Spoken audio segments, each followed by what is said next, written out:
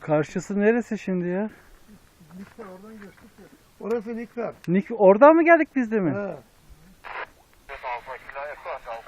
Vay vay vay vay vay. Kuş gibi. 145 mi?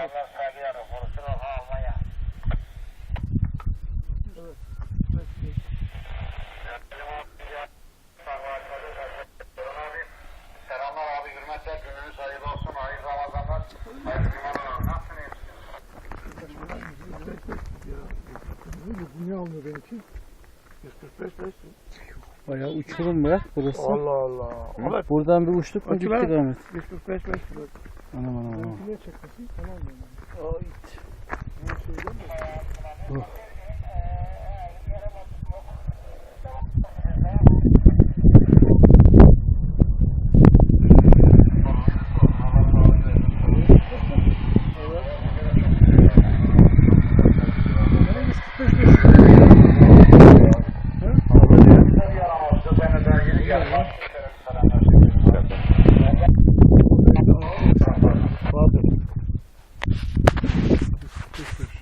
Evet.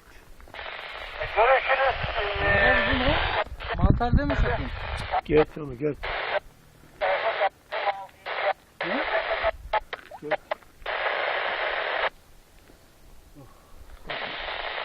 Al da buradan.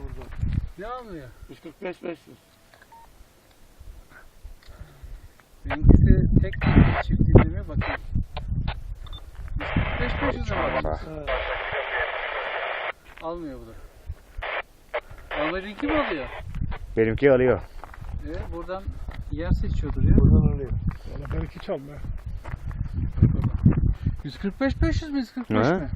145 500. Ben bak. Kandırma beni. Ben de basayım.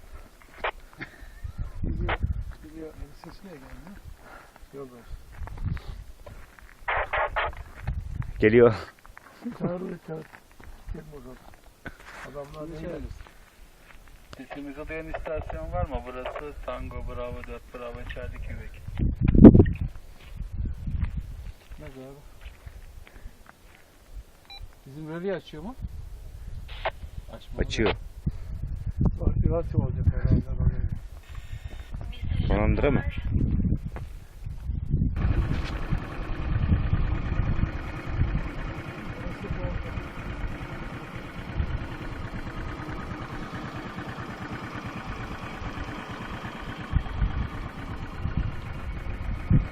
Güneş de vuruyor ya, orası gözükmez şimdi.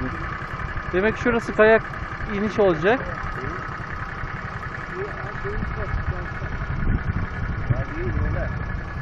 Burada bize böyle bir şey çıkıyor.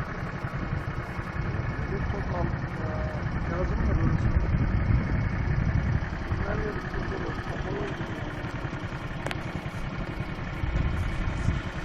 Çek çek. Ahmet çeksin orada. Hadi ben oraya gidiyorum. Adam kaçma.